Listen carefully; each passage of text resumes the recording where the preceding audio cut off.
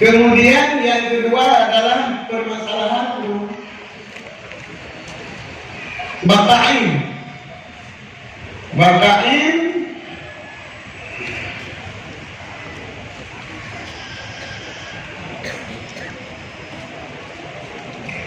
kekalain pada harta wakaf. Ibarat kitab satu mauquf. Penghuainan, muayyanatan, mamlukatan, milkan, ya belum nakal, ya sulu minha baka'i ainiha faedatun atau manfaatun tasihu jaraknya. Ini adalah kitab. Pengertian di syarat kata wakaf yang pertama benda.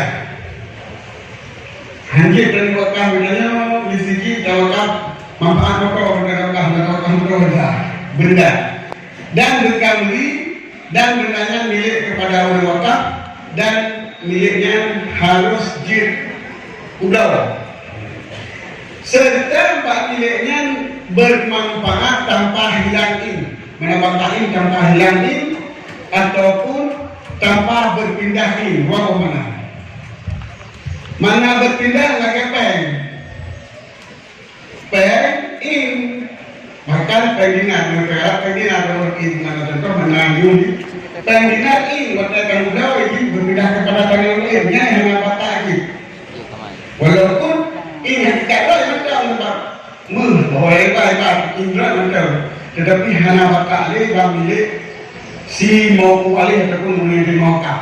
Wakaf yang itu diberi juga itu tanya mengenai bagi yang termasuk masa wakaf dinar, masa wakaf dirham karena hanya bakain dengan kemudian berpindahin dari tangan si malik ataupun dari tangan si mau alih ataupun hilangin lagi wakaf makanan nikmat kabeh.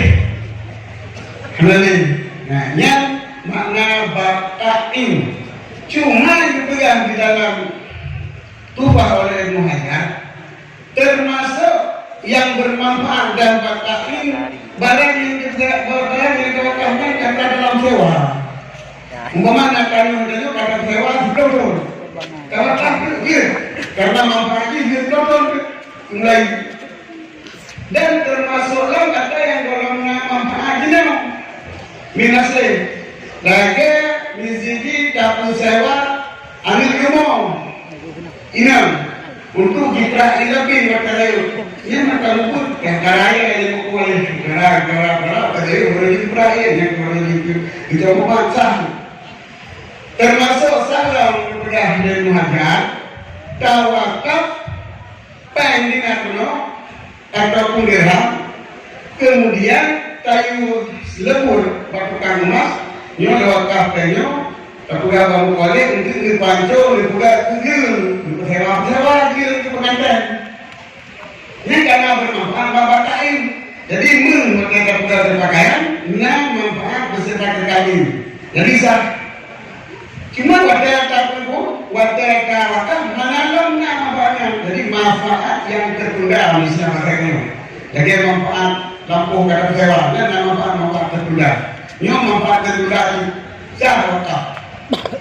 Di sini pun kita hukum dari sebagian lebihnya sah wakaf teman lantaran semen wakaf orang nama tetapi wakaf ini dipegang ke bangunan karena manfaat. Jadi semen termasuk dalam manfaat tertunda sebagaimana wakaf dinar dan dirham bunau digit kalau kancau orang yang terpegang kecil menanti semen kata lawa orang yang terpegang gede. Jadi siapa dilihat wakaf sunnah oleh ulama-ulama ini. Maka ulama pengertian Allah alam bisawab oleh hikmah jawab keputusan adalah pada sidang jamaah zakat pada orang. Demikian ulasan dan adalah ataupun kekalin di dalam harta mauquf.